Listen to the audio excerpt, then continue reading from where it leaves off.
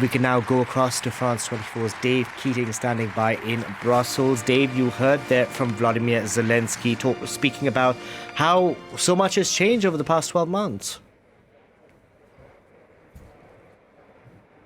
Yeah, there were a couple of interesting things to note in that speech. I think he was really hitting the theme of European unity very hard. And toward the end there, he said, maybe some of you in the room didn't feel this power of the European way of life before the Russian invasion, implying that basically that Russia's invasion of Ukraine has rekindled passion in all of Europe. He said the EU is winning, Ukraine is winning, Ukraine will be in the EU. So he was very much hitting this plea for EU membership. He was less hitting the note of asking for more military assistance than I was expecting. He certainly devoted less attention to that in this speech than he did in his speech to the British Parliament.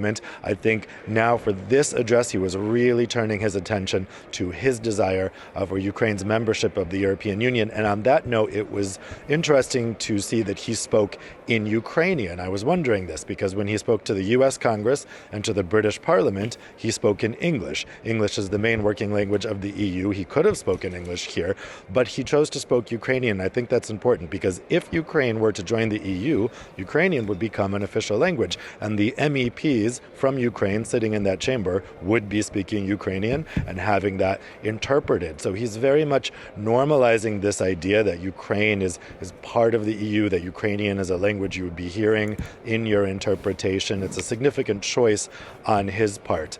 So overall, really this theme of European unity, also this phrase he kept using, which is the European way of life. That has a history, that phrase. The phrase was invented by Commission President Ursula von der Leyen at the start of her term in 2019. Quite controversially, she named one of her vice president's titles as defending the European way of life. Some people were worried that had racist or xenophobic connotations. They changed it to upholding the European way of life. But it was interesting that President Zelensky surely knows that's a phrase that von der Leyen likes. That's a phrase she defended. She stuck to her guns in keeping that phrase in the title. And so I think that was a message to her. I think that's something she will have appreciated because she did receive a lot of criticism for that phrase. But people pointed out, look, people say the American way of life all the time. Nobody thinks that's exclusionary or racist.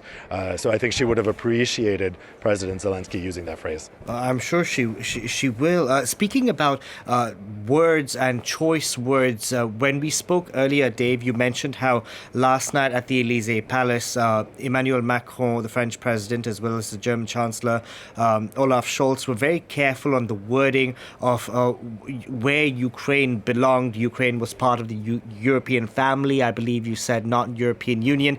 Roberta Metsola, however, did not mince words. She said Ukraine is part of the European Union or something to that effect. Yeah, that was very noticeable when she was introducing President Zelensky. She said very clearly, Ukraine will be in the European Union. There was no mincing her words there. But that's easy for her to say. This is not a choice for the European Parliament.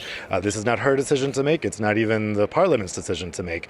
This is a decision for the 27 national capitals. And that's why you see heads of state and government in the EU, prime ministers and presidents, choosing their words much more carefully than people in the Parliament and the Commission, because the Parliament and the Commission, they can say whatever they want. They don't need to make the decision. That's up to the national capitals, and those national leaders need to be very careful about what they say. So Roberta Metzola's language, I do not expect to be mirrored by most of the 27 EU leaders here at the Council when Zelensky comes over here now. Certainly we'll hear that type of language from Eastern EU countries like Poland, like the Baltics, but we can expect to keep hearing this phrase, the European family, from most Western European countries. Especially France and Germany. Dave, thank you very much for that. Dave Keating reporting there for us from Brussels.